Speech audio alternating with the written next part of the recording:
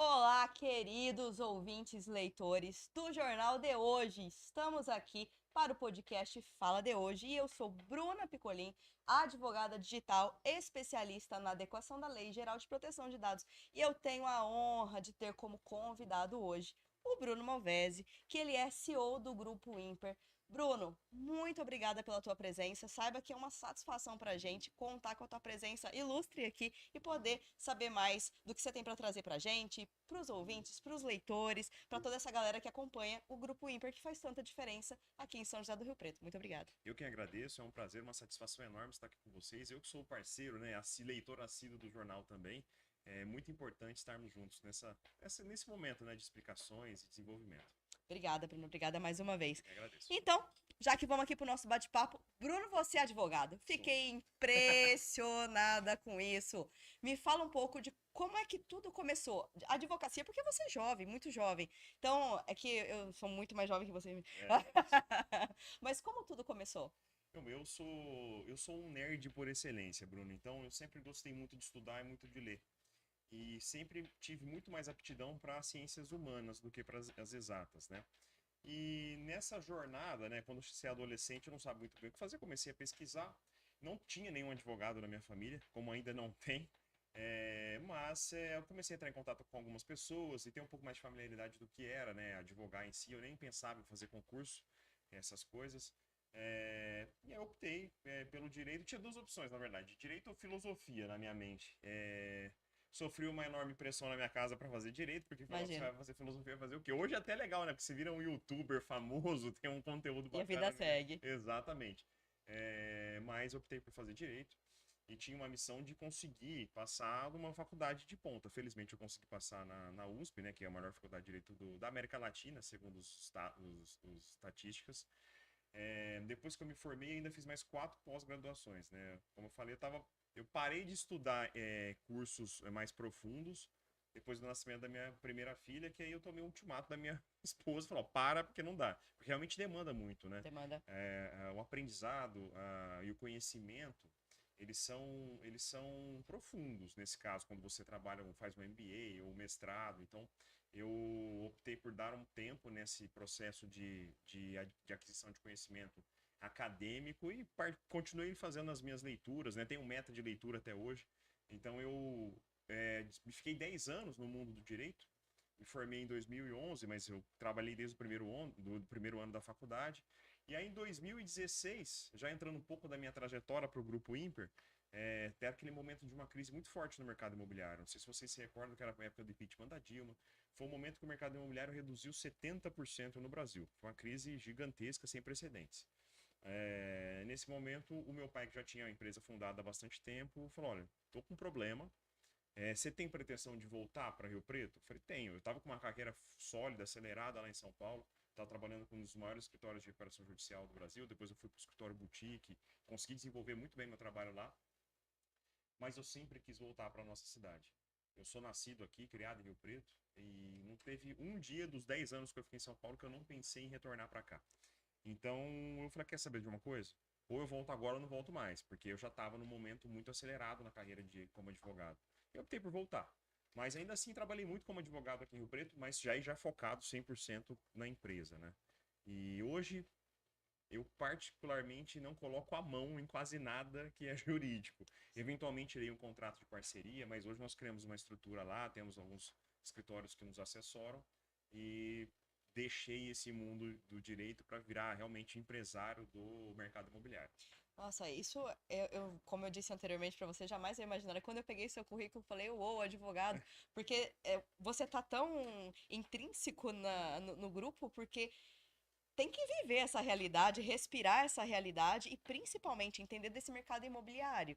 Como você vê o mercado imobiliário hoje, olhando para Rio Preto, Olímpia, região, Badiba City, essa zona de crescimento que nós estamos, como você vê? Eu entendo, Bruna, que o mercado imobiliário, de uma maneira geral, ele é bastante encantador e igualmente desafiador.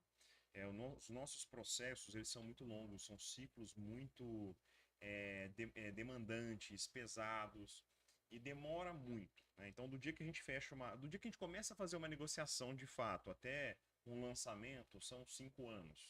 Nossa. É um ciclo enorme. Depois você tem mais 3 anos para entregar, depois você tem mais 5 anos depois de entregue para dar assistência e garantia para o imóvel. Então, é uma década. Nossa, é muito tempo. Eu não imaginava que fosse tanto tempo assim para um lançamento completo, entre lançar, fazer, entregar e responsabilidade. Exatamente, é um ciclo enorme. Então, ele é um mercado que tem que ter bastante paciência. De uma maneira geral, quem entra nesse mercado tem que entender que as coisas acontecem, mas elas demoram anos para serem materializadas do ponto de vista financeiro, inclusive.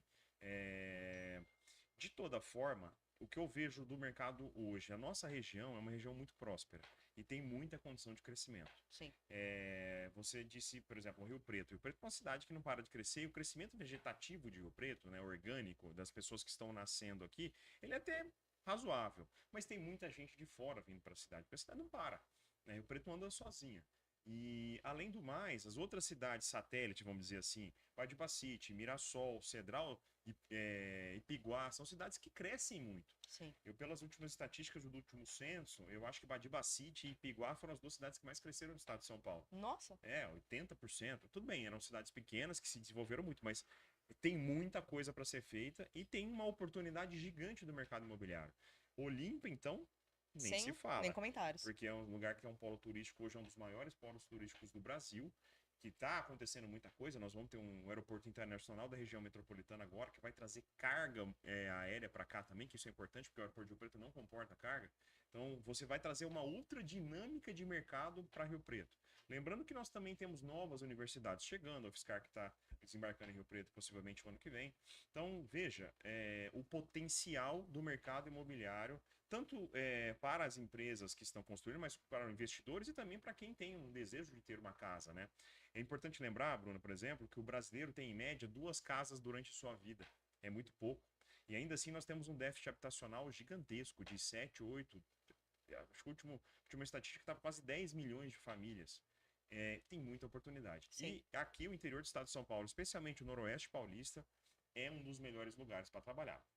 O que eu costumo dizer? Não comparem Rio Preto com São Paulo. Sim. Porque São Paulo é uma outra dinâmica. Uma outra realidade. É outra realidade. São Paulo, eu vou dar um exemplo comparativo para você ter uma noção. Rio Preto, a área de Rio Preto tem mais ou menos 450 quilômetros quadrados de área. E nós temos aí uns 500 mil habitantes. Se você pegar meia dúzia de bairros lá em São Paulo, Itaim, Vila Olímpia, Vila Nova Conceição, Moema e mais um bairro lá, você vai ter 45 quilômetros quadrados de área, ou seja, 10 vezes menor. Você tem mais de 2 milhões de habitantes numa área 10 vezes menor. Ou seja, 4 vezes mais população numa área muito menor. Então, a dinâmica de um mercado tão concentrado, com tanta gente, com um PIB tão alto, é completamente diferente. Lá o preço do metro quadrado é 50 mil, 30 mil, 40 mil, depende do lugar. Aqui nós estamos falando de um alto padrão em Rio Preto, chegando a 12 mil reais o metro quadrado. E um médio padrão, 8,5, 9 mil. É outra realidade. Sim. O que não significa que não tenhamos ótimas oportunidades. Claro. Tá? E também dizendo que Rio Preto foi a segunda região do estado de São Paulo que teve a maior valorização imobiliária no último ano. A gente só perdeu para Piracicaba. Nossa, Então, Piracicaba? Piracicaba. Jamais imaginaria. Piracicaba foi o lugar que teve maior valorização. Não teve o mesmo índice de lançamento. Piracicaba é menor que Rio Preto, né? Mas tem um índice de empregabilidade muito grande, muita coisa acontecendo, tem grandes indústrias, que é algo que está precisando na cidade, né? A gente vem acompanhando essas novas diretrizes da economia local aqui, com a nova legislatura, o prefeito, o secretário da Desenvolvimento Econômico, Mário, também trazendo muita coisa nova. Nós acompanhamos isso em Rio Preto, que realmente é algo que precisa trazer tecnologia para cá. Sim. Vai acontecer, Bruno. Então, Sim. o mercado imobiliário ele é impactado por tudo isso, por toda essa dinâmica da economia. E eu vejo algo bastante positivo no nosso futuro. Então, eu recomendo para quem busca entender um pouco melhor, com menos risco do que, por exemplo, as volatilidades de uma bolsa de valores, comece a estudar um pouco do mercado imobiliário, fundo imobiliário, porque pode ser algo muito positivo. Sim, e pensando por isso, e saindo já completamente fora do script, mas você me trouxe algo que me traz bastante reflexão. Quando a gente fala em mercado imobiliário, imediatamente as pessoas já fazem um link com financiamentos, né? As pessoas já fazem um link com essa dificuldade toda, que é essa burocracia que nós temos. E hoje nós temos umas excelentes possibilidades, como, por exemplo, consórcios. Exatamente. consórcios são excelentes oportunidades, tanto de exercer probabilidade de capital, né, como para o mercado imobiliário é um excelente ganho. Eu estava até falando com o Fábio sobre isso, porque realmente traz diferença, né? Traz muita. Hoje, infelizmente, nós estamos com uma taxa de juros básica, né, a Selic, alta. Isso impacta negativamente o mercado imobiliário, especialmente quem está em momento de compra de imóvel pronto, não na planta. Na planta, Bruno, o pessoal vai pagando e só desliga no final. Então, por exemplo, hoje nós temos lançamentos aqui na cidade. Tem o Prime, o Line e o Legacy que foram lançados esse ano. Esses clientes só vão precisar de financiamento daqui 3 anos, quando a gente entregar. Que aí é um outro viés econômico, né? Nós já vamos estar com uma taxa Selic certamente mais baixa, porque existe já uma tendência de queda. Previsibilidade. Porque o IPCA saiu, acho que ontem, né? E deu deflação, inclusive, esse mês passado. Não tem sentido você manter uma taxa de juros alta com deflação, né? A taxa, Sim. em tese, ela é utilizada para controlar a inflação. Então, a tendência é diminuir. Mas hoje realmente está mais difícil. E cada 1% que você aumenta na taxa de juros efetiva de quem vai comprar o imóvel, você tira mais de 1 milhão de famílias desse poder de compra. Então é algo realmente impactante. Aí, no caso, o consórcio, ele se apresenta como uma excelente alternativa. Porque quando você põe na ponta do lápis, ele fica bem mais barato. Sim. Que tem outros problemas, né? Claro. Dizer assim, não é nem problema, né? É uma outra metodologia de financiamento. Mas é algo importante e impactante que pode ser utilizado para quem quer comprar. Nossa, isso. E assim, olhando por tudo que você me trouxe com relação ao Grupo Impra, a sua jornada lá, há quanto tempo você tá por lá?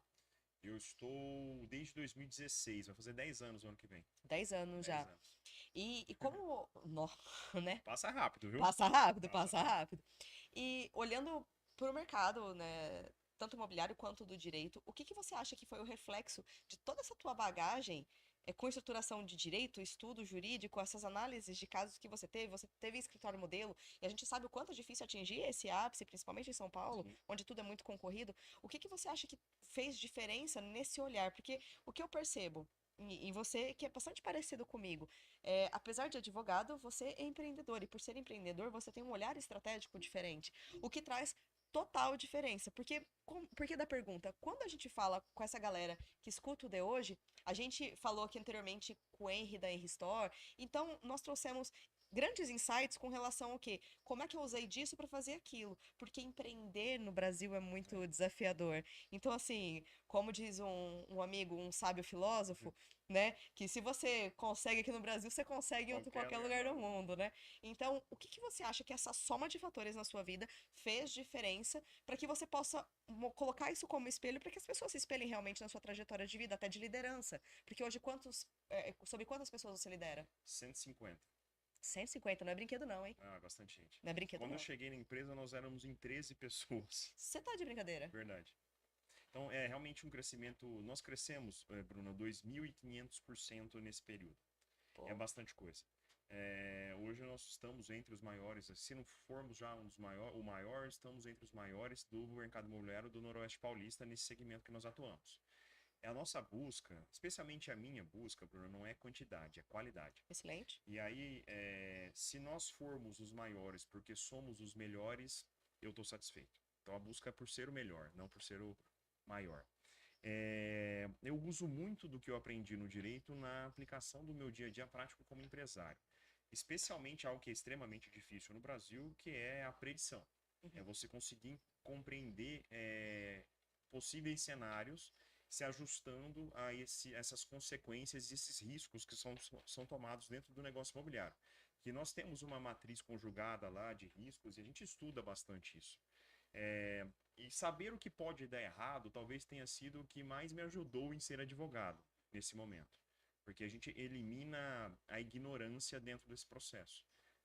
E você ser pego de surpresa em um projeto imobiliário, ele é muito complexo, muito desafiador, porque uma obra às vezes custa mais de 100 milhões de reais. Sim. Então nós temos prédios aqui, por exemplo, o Legacy, que é uma obra orçada em 100 e poucos milhões de reais. É muito dinheiro envolvido, é muito complexo, é muito risco, porque se trata de uma atividade complicada de construção, de maquinário pesado.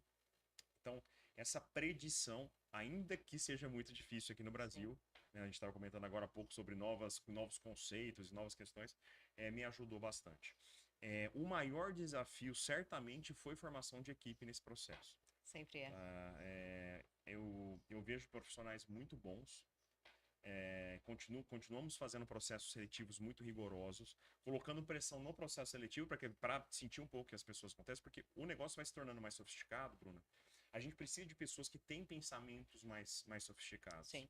Porque não adianta ser muito raso. Não dá para ser mediano, né? Não dá mais. Não dá. Não dá mais. Especialmente no momento hoje que a inteligência artificial está substituindo Justamente. quem é mediano. Muitos processos, muitas demandas de contratação que nós tínhamos no passado, nós não temos mais porque nós colocamos um robozinho lá que faz o trabalho de algumas pessoas, que na verdade é um trabalho extremamente simples, de ficar apertando um botão ou fazendo uma conferência. Então, o computador ele tem, inclusive, uma chance de erro infinitamente menor do que o ser humano. Então, é muito mais inteligente você mecanizar e automatizar alguns processos.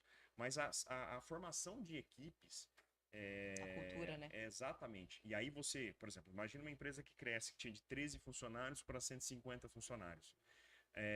Como que você consegue incutir na cabeça de cada um essa responsabilidade? E acima de tudo, Brunão, que eu estou trabalhando bastante nas últimas reuniões que eu fiz de liderança dentro da empresa. A lealdade corporativa e a lealdade do cumprimento da estratégia que foi desenhada. Sim. Porque muitas pessoas, elas tendem a não querer se expor tanto quando algo não dá certo. Isso no ambiente corporativo, ele não é bom. Sim. Porque a gente precisa entender onde está o erro para poder desenvolver e para melhorar o processo, inclusive. Exatamente. Mas, infelizmente, o mundo está cheio de vaidades, né? Sim. E esse é o desafio nosso, é montagem de equipe, é você tornar a pessoa menos vaidosa, esse processo de aculturamento de muita gente nova na empresa. Nós temos programas de DNA dentro do nosso negócio que são realmente impactantes. Hoje nós temos um departamento humano e organizacional fantástico. Até mando um grande abraço aí para todos os colaboradores da área, especialmente a nossa diretora Jaqueline. Então nós conseguimos montar um nível 1 de diretoria muito eficiente. Temos hoje um diretor comercial muito bom, um diretor financeiro, que é o meu co-CEO, muito bom, um diretor de engenharia muito bom. Temos pessoas em trilha de desenvolvimento para se tornar diretores. Mas o grande olhar essa pessoa é capaz de ser responsável e autorresponsável pelas entregas de cada departamento? Então, é uma coisa bem complicada. E em nível de liderança, você incutir esse ideal para um time tão grande é bem difícil. Mas é necessário e o esforço vale a pena quando dá certo. Você sabe que ontem eu ouvi uma frase que casa muito bem com o que você está falando. Foi até da Amanda Oliveira, lá das Valquírias. Adoro a Amandinha, minha grande amiga. Ela é incrível. Fantástico. E ela falou uma coisa, ontem nós fomos em um lançamento, né, de um programa, e ela disse assim, que todo mundo quer ser pessoas de sucesso. Todo mundo quer ter sucesso na vida. Então, todo mundo quer ser sucesso. Então, todo mundo quer ir na trilha, quer virar diretor, quer virar CEO, CFO, enfim. Só que o que ninguém para pra pensar é que antes de ser pessoas de sucesso, você deve ser um sucesso de pessoa. Exatamente. Você tem um valor pessoal que precisa ser Exato. desenvolvido, Você né? precisa ser um sucesso de pessoa. Porque capacidades são treináveis. Capacidades são treináveis. Agora, lealdade é algo que não dá para treinar muito. Honestidade é algo que fica muito aquém. Empatia, eu acho que é pior ainda nos mundos, né, atuais. Então, casando com o que você está falando, é imprescindível o que ela falou ontem, que todo mundo quer ter sucesso, mas antes você precisa ser um sucesso de pessoa. Importante demais essa fala dela e muito bom você ter contribuído e compartilhado isso, Bruno, porque o que a gente está desenvolvendo hoje lá no Grupo Ímper? Um acordo. Um acordo em 3 níveis. O primeiro são questões inegociáveis, é um contrato de adesão. Para você estar aqui, isso aqui é o mínimo exigível. Missão, visão, valores, tem que estar bem batido. E aí é aquilo que eu espero como pessoa mesmo. Você precisa ser leal, você precisa ter esse compromisso, você precisa ser responsável, você não pode tratar as pessoas mal. E aí você não tem que pressionar, você não tem que exigir. Não tem nada a ver. Como que você está fazendo isso? Exatamente. A maneira como você lida com as pessoas. A gente não está lidando com um cachorro, nem com um cachorro você trata mal desse jeito. Então, olha de uma maneira diferente. Entenda qual é a necessidade do outro e tenta ajustar e desenvolvê-lo. Tem pessoas que não querem. Sim. Aí essa pessoa tem que sair. Não tem, assim, isso é mercado de trabalho. Sim, aí você promove para o mercado de trabalho. Exato, aí deixa de ser futuro da nação e passa a ser problema social. Exatamente. Então, esse equilíbrio de pratos precisa ser feito de maneira muito equilibrada, de fato mesmo, e a gente consegue tirar um pouco desse olhar de só da entrega. Precisa ter valor pessoal, precisa ter... Isso é inegociável. Sim. Aí tem um nível 2 que eu exijo das pessoas que trabalham comigo, é me provoquem. Porque eu preciso melhorar também. Justamente. Eu preciso ser provocado para que eu me desenvolva. Porque o nosso olhar, você pode reparar isso quando você está lendo uma petição ou algum artigo que você escreve. Você escreveu tudo. A hora que você lê, você não acha o erro que você escreveu. Porque a sua visão está viciada. A outra pessoa acha. Acha. E fácil. E às Facilmente. vezes está na tua cara e você não consegue ver. Então, essa escuta ativa do outro te criticando, e claro, você precisa absorver isso e aceitar, Sim. é realmente importante para um desenvolvimento pessoal ou profissional. É que as pessoas hoje, elas estão... Elas perderam o tom da crítica. Ou é muita pancada, ou o cara Sim. não quer aceitar. Sim. Aí é duro, né? Então Sim. você tem que falar assim, ó, é o seguinte, saiba falar e saiba escutar. Sim. Esse é o nível que a gente exige dentro da nossa empresa. Então a gente vem colocando um pouco desse olhar desenvolvimentista, progressista, para que cada um se desenvolva como pessoa, como autogestor responsável pela sua própria jornada, mas também que isso gere o equilíbrio dentro do nosso negócio para que todos se desenvolvam. Senão a gente deixa de dar oportunidade para a pessoa que quer crescer. Sim. E aí, um profissional que busca crescimento e ele é tolhido dentro desse espaço, você está perdendo um talento, um potencial enorme. E às vezes você quer proteger alguém que você gosta, mas que não está te entregando mais, e aí começa o seu problema. Sim. Um dos grandes problemas das empresas, eu vejo, Bruna, é você tentar arrumar um problema criando outro. Sim. Especialmente com pessoas. Pô, esse cara eu gosto dele, mas... eu vou tentar... Cara, se não deu mais certo, agradece, tenta ajudar, tenta encaminhar para um outro lugar, mas tira. Sim. Porque não vai funcionar. E a gente não pode ter esse nível de dó com a empresa. Não tem jeito, Sim. né? Não, mesmo porque é mercado. Especialmente quando a gente fala de perfil comportamental, né? Porque que são os requisitos que não tem negociação. Porque, como eu disse anteriormente, as técnicas são treináveis. Mas os perfis comportamentais, eles já vêm viciados. Não tô dizendo que as pessoas não têm direcionamento de melhora, não é isso que eu tô dizendo. Mas existem certos vícios. Não sei se você conhece o DISC, que é o perfil comportamental. E os 4 traços, não dá pra mudar. Não. Não dá A pra mudar. essência tá ali, né? Você consegue polir, mas não dá pra mudar. Então, é um desafio isso, né? E ter esse senso, essa sensibilidade de pessoas no lugar certo, porque, por exemplo, se você me colocar atravessada dentro de uma sala fechada todo o tempo atrás de um computador, você vai me matar. Eu não vou produzir. Agora, me coloca dentro de uma empresa para fazer um gerencial, para fazer um estratégico, para fazer uma estruturação, para olhar dentro do problema, para achar problema, adoro.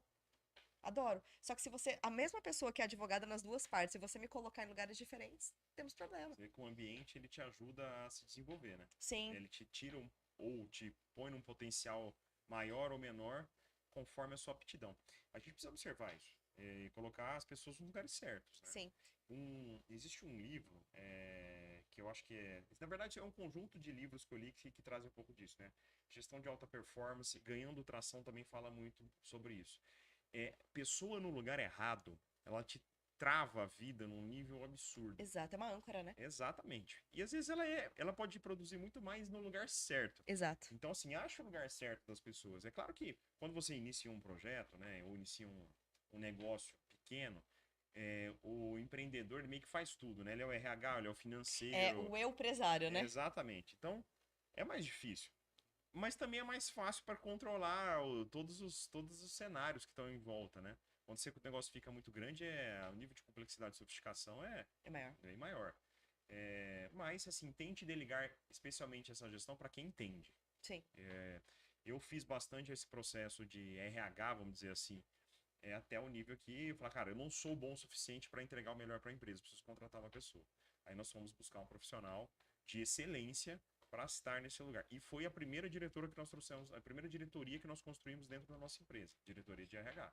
Que é muito importante. É a para base. fazer todos os outros andarem de maneira Com certeza. adequada, tá? Então eu acho que esse talvez seja uma dica que eu posso compartilhar para quem estiver ouvindo. Comece por pessoas, tá? Porque fica muito mais fácil o resto. Com certeza. Eu li um livro, você falando de livros, não sei se você conhece, chama Treliças e Corrediças. Não conheço, mas vou pesquisar. Treliças e corrediças. O que ele traz de essência? Que você pode ter uma treliça enorme. Se você tiver uma corrediça pequena, ela não vai suportar o tamanho. Então não adianta você ter uma empresa enorme, com corretizas trazendo para pessoas pequenas, que não suportem o volume de crescimento dessa empresa. Só que também não adianta você ter corrediças enormes e treliças pequenas. Então elas têm que crescer de modo igualitário. Equilibrado. Então, bem equilibrado. E é tudo que você trouxe, né? Tudo que você trouxe. E é um livro excelente. É um livro Vou excelente. procurar. Esse equilíbrio, Bruno, é bem difícil. Então, às vezes você acelera um pouquinho mais, e você vai encontrando, né? Eu acho que o tempo ajuda muito, né? Sim. Eu também amadureci muito nesse processo. O Bruno de 10 anos atrás é completamente diferente do de hoje. Ah, eu imagino, porque eu fico observando você falar e o equilíbrio de pratos, porque quando a gente olha para a pessoa, Bruno, você é pai, você é marido, Tem você que fazer é tudo. empresário, você é advogado, você delega, você é líder, você também é filho, você é amigo.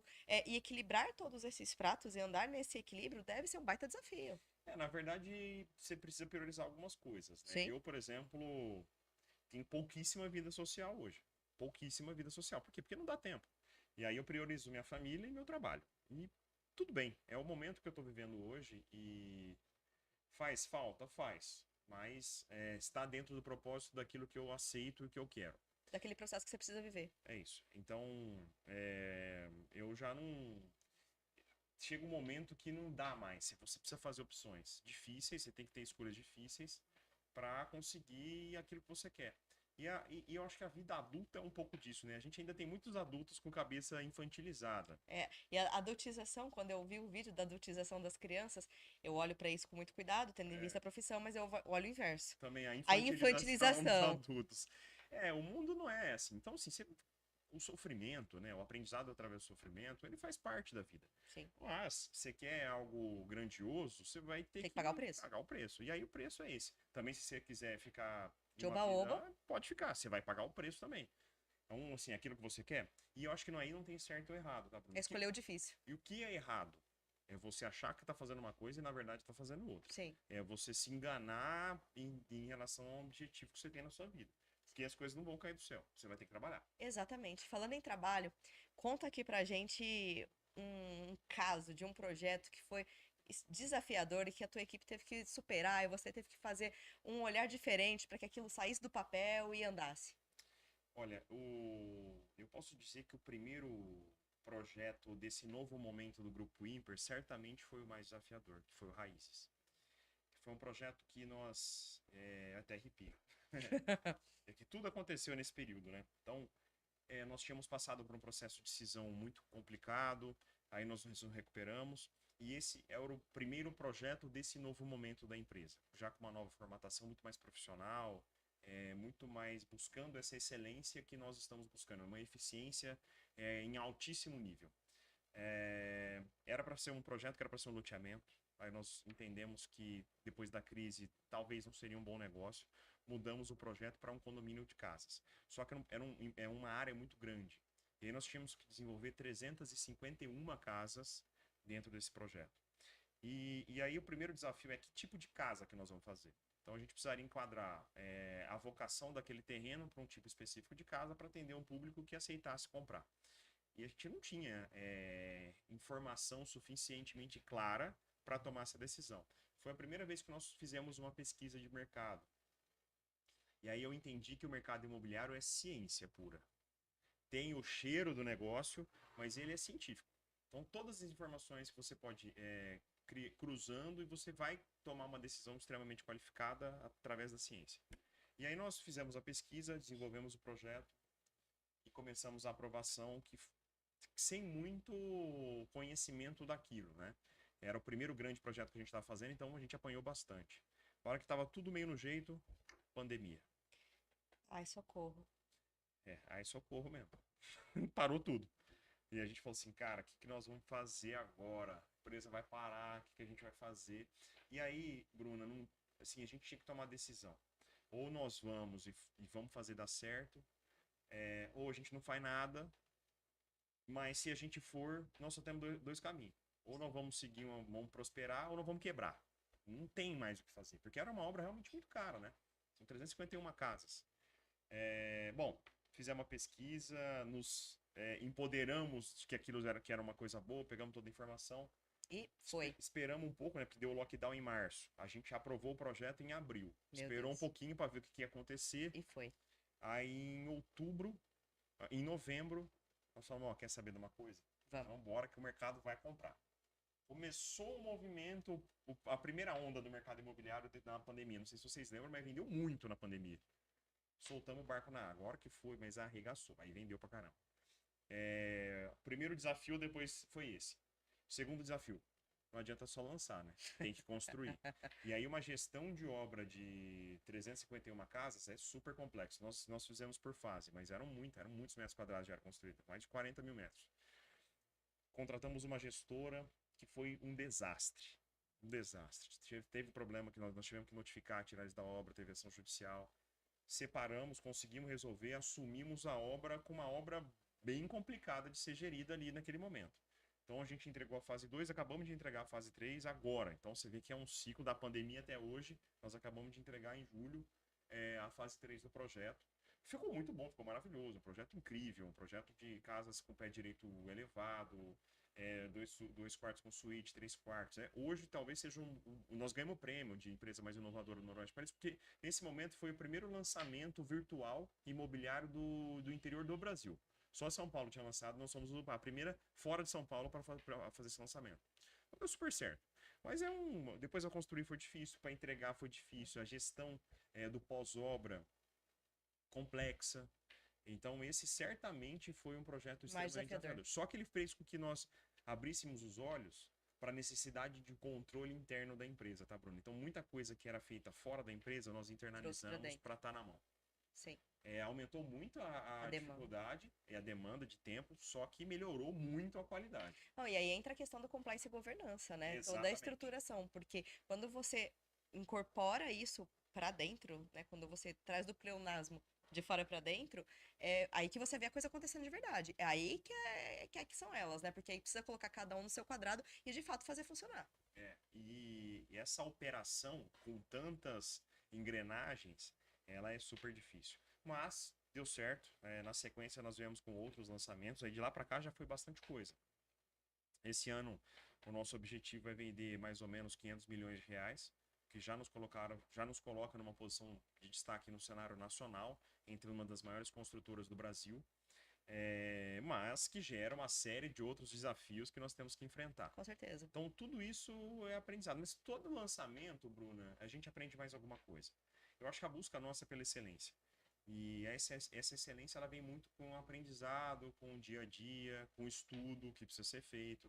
Então, eu motivo muitas pessoas a estudarem. Eu sou movido pelo conhecimento.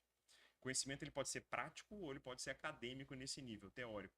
Então, mescla os dois, vamos embora, porque dá certo. Sim, um sozinho não resolve, não faz verão. Assim como o outro. Com uma prática só não resolve, como só o conhecimento, porque nós estamos cheios de gênios medianos por aí, sem ter aplicabilidade. Então é a soma, né? Tem muito engenheiro de obra pronta que a gente brinca, né? Né? Acho que fala que sabe, mas nunca botou a mão na massa. E aí não adianta. Não adianta. Assim, a pancada gera calo, né? E a gente foi calejando muito. Então, depois de um tempo, nós optamos por ingressar no mercado vertical. Também que não era muito nossa pegada inicial, mas porque existe uma dificuldade muito grande para achar terreno para fazer casa, do jeito que nós fazemos aqui. Hoje nós temos o maior share do Noroeste desse produto, tá, Bruna? Que são casas em condomínios, casas prontas, que é o Raiz, o Reserva, o Prime, o Line. Agora nós vamos lançar em São Carlos junto com a Dama também. Já fizemos o Village Imperial. Então nós pegamos a prática do negócio e está indo super bem. Só que é muito difícil achar a área, porque ela não pode ser tão grande para fazer um loteamento, nem tão pequena para fazer prédio. E aí prédio é mais fácil você encontrar. Então, hoje nós temos uma estrutura de empresa que eu não posso deixar com capacidade ociosa. Sim. Então, nós começamos a migrar também um pouco para verticalização, mas com projetos com características de entrega completamente diferentes, tá? Nós estamos buscando um diferencial competitivo para entrar em qualquer mercado. Seja o econômico ou o alto padrão, nós vamos entregar um produto diferenciado, tá? Sim. Tanto do ponto de vista arquitetônico, porque o ser humano reage à beleza, né? Sim. Então, você precisa fazer coisa bonita. Tanto das entregas, do atendimento, nós criamos um departamento de Customer Experience para melhorar esse trato nosso, essa lida com o cliente no dia a dia. Essa experiência, né? Exatamente, experiência do cliente. Agora também estamos automatizando uma série desses processos. Nós contratamos uma pessoa específica de treinamento de IA dentro da empresa. Então, Isso é muito legal. não tem que fazer, não tem jeito. Não tem que E fazer. quem não começou já está atrasado. Já está Já atrasado. está atrasado. Porque É como com a proteção de dados, porque você instituiu o IA, não colocou proteção de dados, já está atrasado. já está atrasado. Então, isso é uma máquina, né? Cansa, viu? Ah, Mas sabemos. o resultado depois é bom. A hora que você De vê- acordo com os especialistas, a inteligência artificial está à frente do nosso tempo 100 anos. Nossa, Hoje. Está à frente do nosso tempo 100 anos. Então, assim, completamente impossível conseguir alcançá-la. Imagina, se hoje está a 100 anos, ano que vem estará talvez a 115. ah, E assim sucessivamente. a progressão ela é geométrica, né? Ela vai embora, não para. Então é um negócio em PG. E eu acho que isso ajuda muito para quem está olhando o negócio em si. Tem muita coisa que a gente já desenvolve por inteligência artificial que vale muito a pena, tá? No mercado, Bruna, que é importante dizer, o mercado imobiliário até pouquíssimo tempo atrás, ele só ganhava, olha o dado que eu vou passar para você, da caça e da pesca em digitalização. Tá brincando? Então era assim, tem lá trocentas linhas de mercado. A última, caça e pesca. A penúltima, mercado imobiliário. Porque são empresas antigas fazendo a mesma coisa há muito tempo sem motivação para se desenvolver, digitalizar. Repetidamente. Então agora mudou. Agora mudou. Não, é visível. No dia do lançamento, que eu estive lá, na hora que você coloca uau, aquela coisa toda, aquilo brilha os olhos na hora. E se a gente não tá falando de tecnologia, a gente tá falando do quê? E casa, né? É um negócio É absurdo. absurdo. E a dificuldade hoje, então, uma das dificuldades também que é importante passar para vocês é a questão da mão de obra da construção civil, tá? Sim. Isso, obrigado. Isso vai gerar uma industrialização muito acelerada, tá, Bruno? Porque tá difícil contratar gente para obra. Para obra. E cá entre nós, ficar empilhando tijolo em 2025 já não é um negócio. Positivo. E nem producente, né? Não funciona tão bem como funcionava antes, né? Sim. Então, eu acho que é um caminho sem volta, tá? Existe uma questão cultural, que ainda as pessoas gostam do tijolo como sendo algo que seja seguro, mas no médio prazo, o que não é, tá? Então, Sim. assim, é a mesma segurança que você vai ter num projeto industrializado, steel frame, wood frame, você vai ter no tijolo, só que o cara monta a casa, né? Você não tem construtor, você tem montador. E aí a gente tá falando de uma coisa muito mais importante do que só empilhar tijolos. A gente tá falando de tempo. E quando nós ganhamos tempo, ganha-se dinheiro. O tempo é muito mais caro do que empilhar tijolos. Isso Tempo sim, é fundamental. o nosso bem mais escasso. Exato. E aí, já trago aqui da nossa parceria, do nosso patrocínio, a MM Revestimentos, Divisória Rio Preto, que o quê? Piso vinílico. Quanto tempo você leva para colocar o piso e para colocar o piso vinílico? O Fábio, nosso parceiro, fala que tem obras que 2 dias ele resolve. Quando o piso ficaria, por exemplo, Ixi. E fora a mão de obra que isso pode dar no futuro. Então, tem esse tipo de desenvolvimento, Bruna, ele é fundamental para o negócio imobiliário, tá? sim, Nós não vamos demorar 10 anos para mudar isso. Isso vai mudar, porque antigamente, por mais producente e eficiente que seja a construção industrializada, ela ainda é muito cara. sim. A hora que igualar, você já não tem o benefício mais, que é o custo. Acabou. Acabou. Que era a Então, única coisa que tinha sobrado. que ainda sobra, tá? Que ainda sobra, né? Que ainda sobra, porque tá chegando nesse limite. Mas tem muito item na construção que nós já industrializamos. Por exemplo, a escada vem pronta. Prédios, mais dessa. nós estamos fazendo o projeto da nossa nova sede, é um prédio de 9 andares, um terreno nosso ali próximo da Juscelino Kubitschek, vai ser inteiro de pré-moldado. O prédio vai ser montado em 2 semanas. No... Aí vem fechando, né? Sim. Mas assim, a estrutura que levaria Meses, né? 2 anos, talvez. 2 anos. 2 semanas tá pronto. Então, Gente, que absurdo, né? a diferença é gritante. A diferença é gritante. Gritante. E aí a gente tá falando do bem mais escasso, tempo. Tempo. E aí, a eficiência do negócio, cara. Eficiência do Não negócio. dá mais. Desperdício. Aí tem toda uma questão de sustentabilidade. ISD, aquela coisa toda. E hoje é fundamental ter esse olhar também. Sim, mesmo porque eu tive uma reflexão esses dias que eu nunca tinha parado pra olhar, mas foi a maior verdade que eu ouvi. Um amigo falou assim: onde você descarta seu lixo? Ele falou pra mim: descarto na lixeira. Que aí o lixeiro passa e pega. Ele falou muito bem. Então você faz esse processo, certo? E esse lixo vai pra onde? Falei, não sei. Pra destinação. Um aterro Pra sanitário. destinação. Ele falou assim, então, mas deixa eu te explicar. O mundo é redondo. Você não joga pra fora do mundo. Então, você só joga pra fora aquilo que está dentro. Então, é um ciclo tão vicioso de tira lixo, você só está trocando de lugar, que é muito importante esse olhar sustentável que você está falando, que você está trazendo. O grau de desperdício hoje dentro da construção civil é gigantesco, tá? Gigantesco. E acaba com a construção industrializada. O cara monta, não tem desperdício. Sim. A peça A, B, C. Você vai montar a peça A, B, C. Você não vai comprar 10 peças para montar 3. Você vai pegar a B e a C e vai montá-la. E vai resolver.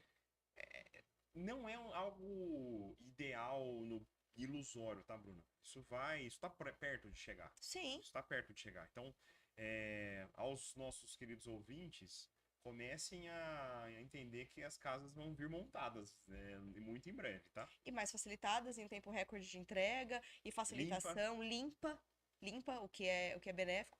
Mas, Bruno, muito, muito legal. E eu quero trazer aqui pra gente já se encaminhar pro fim, e eu quero fazer algumas perguntas rápidas pra Vamos você. lá. Eu quero que você me diga qual o seu lema favorito. Nossa, que difícil. Eu, eu costumo trazer um pouco do aprendizado que eu tive com o meu pai quando ele montou o negócio. Tenha coragem para fazer com amor e tenha fé que aquilo vai dar certo. Eu acho que são 3 pilares, né? A coragem para fazer, o amor, a dedicação e a fé em acreditar que aquilo que você está fazendo realmente vai te dar o resultado que você espera. Eu olho hoje o cenário que nós temos, não só da construção civil, mas do empresariado. Você precisa ter muita coragem para enfrentar todas as dificuldades que são impostas no nosso país, que precisa ficar criando burocracia para evitar falcatrua, né? Isso é um Sim. problema do brasileiro que precisa ser resolvido, e eu acho que aí tem um ponto de vista filosófico, ético, que a gente pode falar um dia só sobre isso. Então eu vejo muito que esses 3 pilares, junto com o conhecimento, que é algo que me move, são fundamentais. Então, estude bastante. E me diz, falando de tecnologia, falando de inteligência artificial, qual que é o aplicativo que é indispensável para você? Hoje o WhatsApp. O WhatsApp é indispensável, né? Não tem jeito. É completamente necessário para o nosso trabalho. E você sabia que, aqui só uma curiosidade, que lá na Casa Branca o WhatsApp é proibido? Não sabia. É proibido, porque de acordo com os estudiosos de lá, para eles o WhatsApp não é tão seguro, por conta de troca de informações. Pode ser. Acredita? Bom, a gente não troca nenhum tipo de informação de segredo de Estado, né? Então, para o fim que ele se destina, que é Sim. ganhar velocidade de comunicação, ele é fundamental. E eu acho que em nível um pouco mais de estruturação de processo, a inteligência artificial, né? O ChatGPT. Eu contratei um sistema que ele absorve várias... Várias tecnologias. Exatamente. E aí ele molda conforme a sua pergunta. Sim. Então, que é muito interessante. Eu estou usando bastante também. Uma palavra que define liderança. Palavra que define liderança. Eu vou colocar coragem como a palavra que define liderança, porque você precisa ter bastante coragem para lidar com pessoas e ter esse equilíbrio emocional, né? Acima de tudo. Qual o maior erro de gestão? Não medir. Não ter métricas, né? Não ter Assumir métricas. quaisquer riscos, né? O tal do risco calculado é muito incalculável, né? Eu acho que esse é o grande erro. Você pode ser um ótimo gestor. Se você não tiver gestor de pessoas, se você não tiver capacidade de compreender se aquela entrega está sendo bem feita ou não, você está correndo seríssimo risco de estar sendo enganado. Sim. Ou de se enganar. Ou de se enganar, o que é pior. Que é bem pior. O que é bem pior. Exatamente. O que é bem pior. Qual é o seu próximo objetivo profissional? Eu quero me tornar um excelente executivo. Isso é ótimo. Excelente Já é executivo. um excelente. Não, mais mas ainda. Eu acho que eu reconheço grandes falhas nas minhas condições e sou suficientemente humilde para querer melhorar. Então eu peço muito feedback da minha equipe. Eu ainda tem coisas que me deixam bastante nervosos assim em relação a posturas. Deficiência. Porque a gente espera muito, né, das pessoas. Expectativa né? é o mal. Isso aqui é duro, né? A gente espera, especialmente como líder. E aí a liderança que se confunde com a propriedade do negócio é algo complicado, porque muitas vezes eu não consigo me dissociar do que é empresa. Sim. Isso não é bom. Isso não é bom, porque tem dor física no física. negócio, entendeu? Mas esse olhar da autorresponsabilização, isso me deixa. Eu preciso saber falar um pouco melhor a respeito desses assuntos, sem que isso me deixe nervoso, porque as pessoas deixam de se conectar. Que é o controle emocional nessa questão. E quando você se irrita, você bloqueia. Acabou. E aí, eu uso meu pai como exemplo sempre, porque é um grande privilégio. Inclusive, hoje é aniversário dele. Olha! Parabéns pro Paulo César Malvese, grande inspiração. Ele é um cara que não se irrita. Ele não se Olha, irrita. manda ele dar um curso. Pois é. E aí, qual que é o problema? Parece que isso é nato, né? É algo que parece que não é, cara. Pra ele, qualquer um quer tudo bem. Ele vai. Você não se irrita quando tá tudo muito bem pra ele? Você não chega a dar Também. uma irritabilidade? Porque não é Bastante. possível. Eu fico assim, mas eu sou nervoso por Por natureza. energia. Então, assim, é um caos, mas que é realizador, né? Então eu preciso melhorar nesses pontos. Eu reconheço que é necessário. Sim. Bruno, mais uma vez, muito obrigada mesmo pela tua presença. Foi um papo muito legal. Eu jamais imaginaria vários insights que você nos deu aqui. Quero agradecer aos ouvintes que estão aqui, todos os patrocinadores que estão aqui com a gente. Mais uma vez, Bruno, espero você aqui muitas outras vezes, porque nós temos infinitas outras coisas para tratar. Muito bom ter aqui com você com a gente. Peço para que vocês escutem esse episódio, clica, curte, comente, sininho, todos os tipos de sininho, de ícone, que vocês tiverem aí. Filho, página do De Hoje Interior. E nós falamos aqui, agradecendo ao Bruno Malvese mais uma vez pelo Fala De Hoje, aqui é Bruna Picolin, advogada digital, à sua disposição.